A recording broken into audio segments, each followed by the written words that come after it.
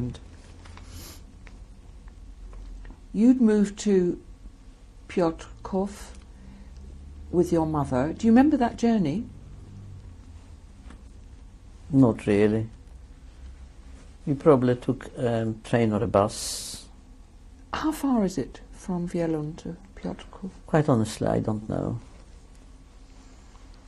And how aware were you of your father's sudden and destitute return after his trip back to Wielun?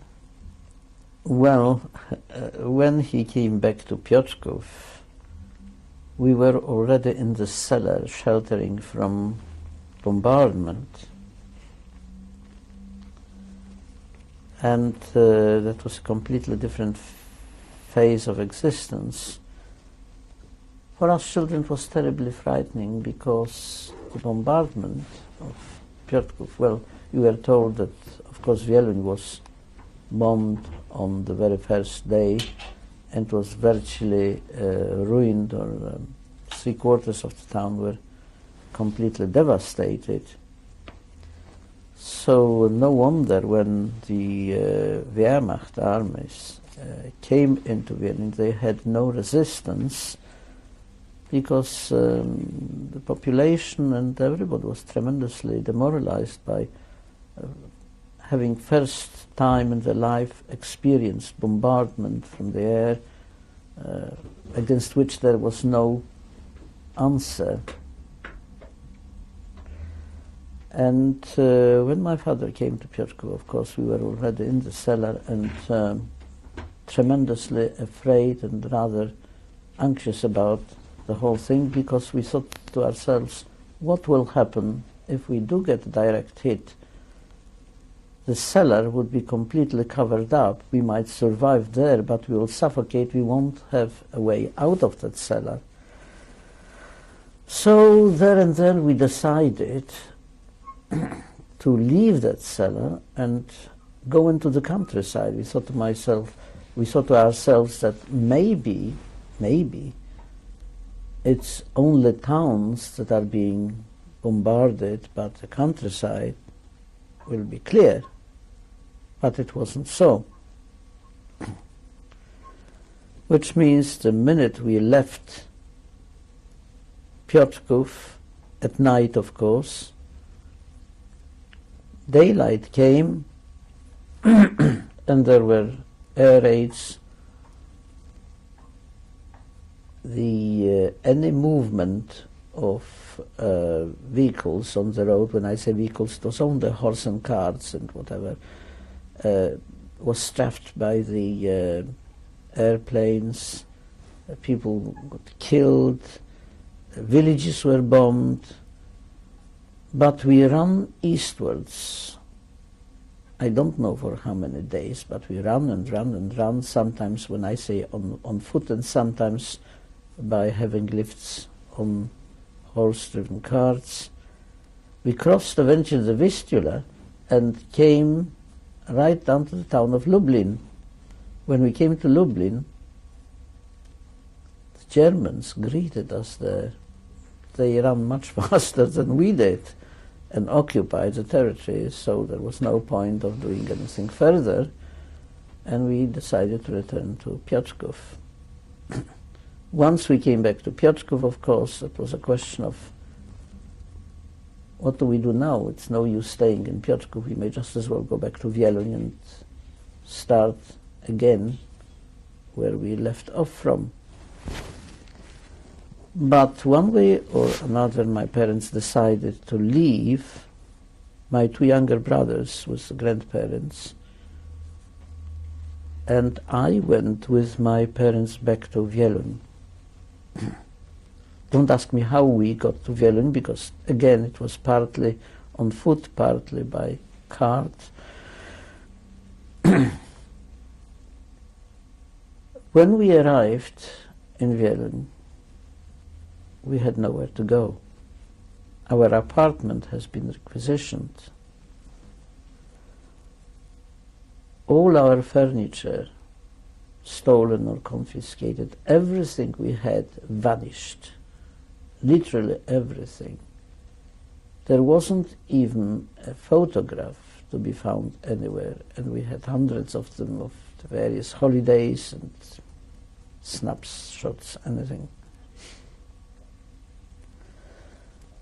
Eventually we found some of our possession in our neighbors' apartments, which we tried to claim back. But of course we didn't get much back out of them. We had to find very rapidly somewhere to live, and I think my father took a loan from the Jewish council, town council, which was in existence, who offered him some sort of a support, a loan, so that he can rent different accommodation. I remember feeling tremendously betrayed, because up to that time we considered ourselves to be on the best friends with Poles who actually robbed us, took everything away, betrayed us in any way they could, and they looked on us when we came back, and says, "My goodness, what you doing here? It's not yours anymore." But my parents very soon investigated the possibility of earning a living, and since they were qualified teachers, they inquired whether it's allowed to, because we didn't want to be shot by the German authorities just for doing it. But the Germans were not concerned. He says, yes, if you want to teach, teach, by all means. Whoever wants to learn, let them learn. But you must not teach any geography, you must not teach any history. Forget about things that there was once a Poland, this is now Germany, and that's it, and we are here. But anything else you can teach. So my parents established what I would say clandestine, but really private classes, and started teaching. This way at least we had some money, to live on. But in the meantime, a whole set of new rules and regulations were brought in by the German occupying forces. All Jews were expropriated, which means housing, businesses, everything they took away, and the Jews had to voluntarily sign the documents that it's all given to be looked after, so to speak, by Germans or Poles who accepted the German nationality and called themselves Volksdeutsche. So there were no more Jewish businesses, there were no properties owned by any Jews. But Jews, as they would, are very resourceful, and a lot of them were artisans, of course, which means they started working with whoever they could, as again, cobblers, tailors, blacksmiths, and in various professions. But there were other restrictions. Jews had to start wearing armbands, blue and white armbands with a Magen David on it, and then eventually written on it, Jude, so they could be identified. Jews were not allowed to walk on the sidewalk. We had to walk in the gutters, not in the middle of the street, but in the gutters of the road. And silly little restrictions, but very demoralizing. There were many other restrictions. Jews were not allowed to practice as lawyers, obviously, or teachers as such in any. There were no official schools. Even doctors were not allowed to practice except, you know, by through the employment of the German community. And the worst of all were the dragnets in town, not just every few days, but every day, dragnets for physical work. Because the town was devastated by bombardment,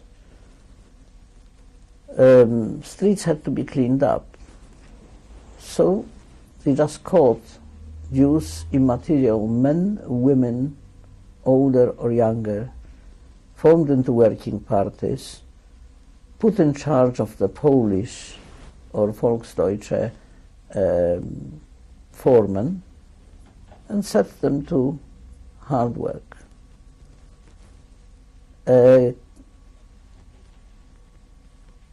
It usually lasted till dusk without break. Then they were released, and they didn't bother to tell them to come back, let's say, next day, because they just made another dragnet, you know, in the street, and whoever, a few Jews, and set them to work again. What sort of work did you experience at this time? Well, a couple of times I was caught, you know, to clear the debris from the bomb buildings. It wasn't pleasant or clean work, and I tried to avoid it as much as I could. Eventually, my parents decided that with my knowledge of things, I could help them run classes. And the classes were usually run in our pupils' houses, because we couldn't do it in our own apartments. Eventually, a ghetto was created, and we had to move again from one place to another. We were chased into a sort of more derelict part of a town, and also squeezed more. We were given less living space. When did that happen? Well, that must have been around 1940, sometimes during 1940. And before that, you'd been able to move freely together with Gentiles, yes. And what were you mainly teaching? And who were you mainly teaching, you and your parents? Well, we were teaching the Polish language, of course, reading and writing. There was a great deal of illiteracy among the Poles in those days. So they were glad to send their children to learn how to read and write, and adapting the curriculum of elementary schools, whichever age group. See, my parents were very well versed in that. We taught the subjects that were relevant to this curriculum. And in addition, of course, we could teach German, because all of us knew German. But it so happened also that at that point there was a roundup of all intellectuals, not just Jews, but all intellectuals. They were simply caught, imprisoned, and sent away. Nobody ever heard of them since. Well, I think my father must have still had some friends in the certain echelons of power, maybe amongst the Poles or Volksdeutsche, and forewarned, he decided to get away and run away to Piotrków. He managed to get away. And I stayed with my mother because first we were earning a living, and we heard that Piotrków already had an established closed ghetto where things were very, very tough. There was a famine, they couldn't get enough food, and they needed, on black market, food was very expensive. And here by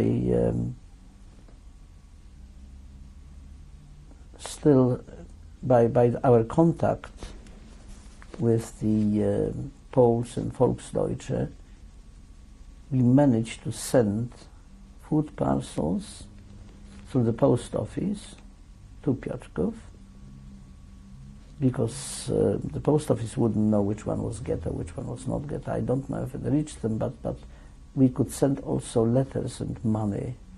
We put money into the letters, and we supported our family in Piotrków. Did your father, when your father got away, was that before or after the establishment of the ghetto in Wielun? When he left again for Piotrków? I can't say for certain, because the ghetto in Wielun was not an ordinary ghetto like you imagine with barbed wires. It was a sort of an open ghetto. And actually what happened, we are talking about Polish countryside, which has got a lot of little villages and townships, and from all the villages Jews were eventually herded into one bigger place, that was the town, and a lot of strangers came into town and squeezed into just a few streets, which was the ghetto as such. But you could find the anomaly that on one end of the road Christians were still living, and on the other, because that was their house, let's say, so they were left there, and on the other side of it you had Jewish families, except that one Pole could occupy a whole house, while a Jewish family had to share, let's say, a room of this size between two different families. And the room was divided by just a curtain being drawn through it, and you had, let's say, one or two beds or cots, in one part, and the same on the other side, and a little wardrobe to keep the few things that people still had. And the kitchen was shared, let's say, among 4 or 5 different families. Well, what that sort of a life it was, you can only imagine. I mean, novels can be written about it, because things were happening. People mistook each other's utensils and food, and there were some comical scenes, sometimes resulting from the mix-up. But it was far from pleasant. But we still had contact with Poles who used to come from villages and sell a bit of horse meat or butter or whatever. We still could get some food as long as you had money. But in Piotrków, where there was a barbed wire ghetto, they couldn't do it anymore. And when your father left Wielun to escape the roundup of intellectuals, where was he heading for in particular in Piotrków? For the ghetto? For our grandparents. And so it was assumed, was it that he would be safer in the ghetto there than wandering about? Well, Wielun? you couldn't exist outside the ghetto. A Jew couldn't exist outside the ghetto.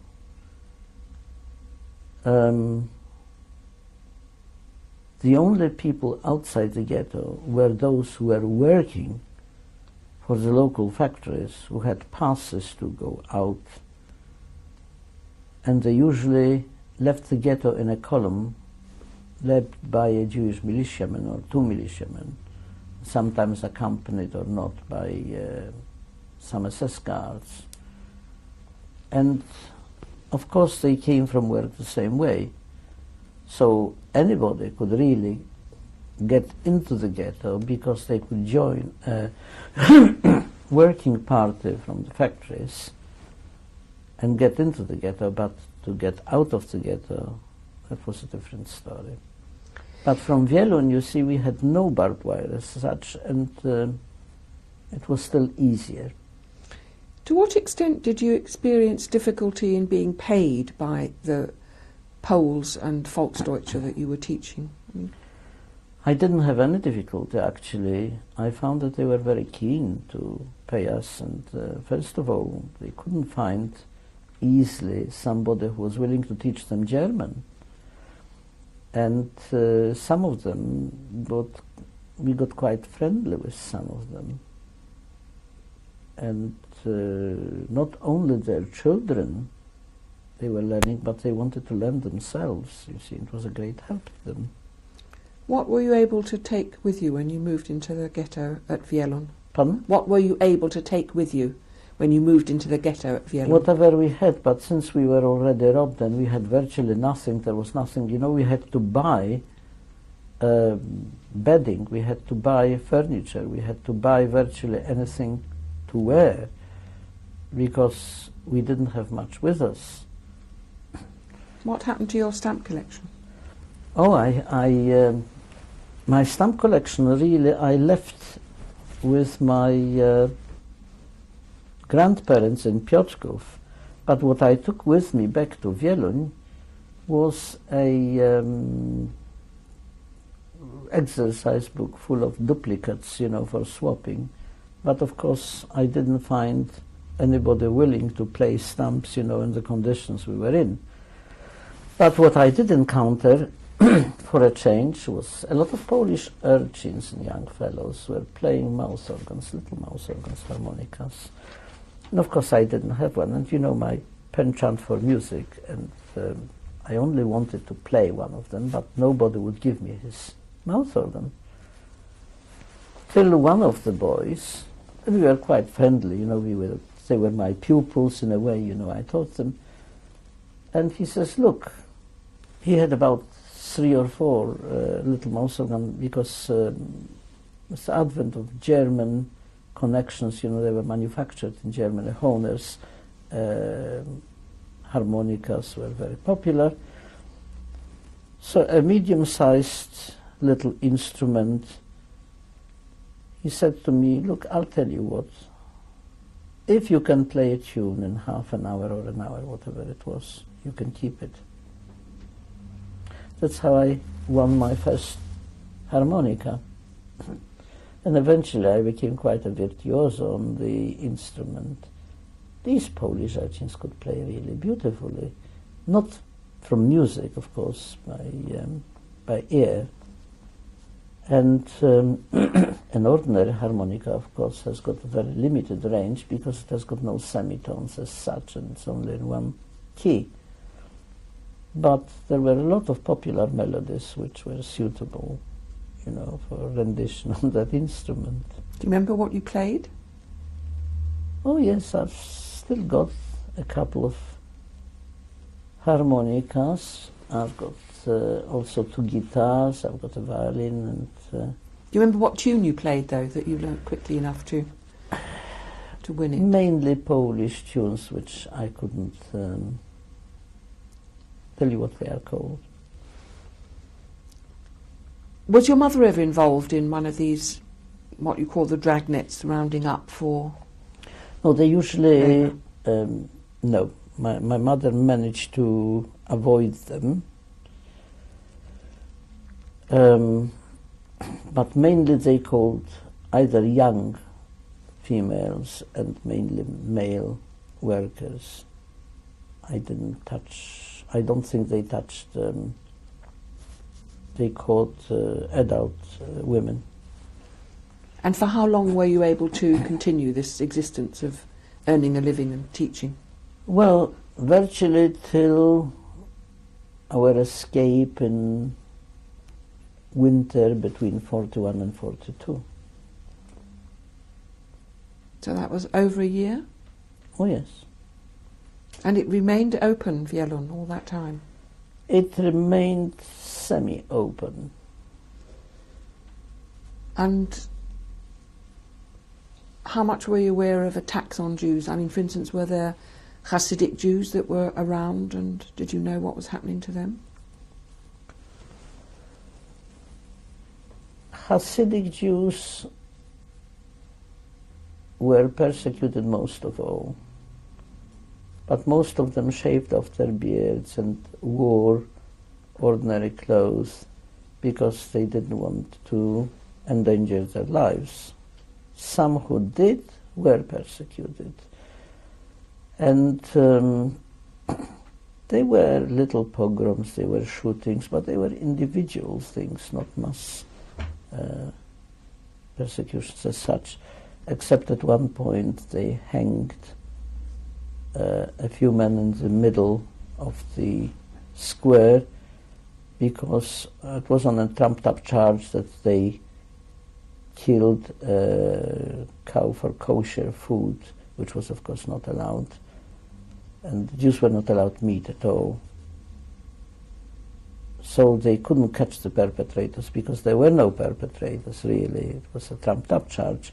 So they just caught 10 people, I think, whom they called hostages, and hanged them publicly in the middle of a square. Did you see that, or you saw them? When this was happening, most of the men tried to avoid the dragnet, of course, and once we knew that there was a dragnet, we didn't know actually whether it was for hanging, but we hid wherever we could, whether it was in an attic or in a cellar. You know, we were hiding in any least accessible place. I think I was in the eaves of a little attic, hiding for hours until it was all over. Who was doing this rounding up?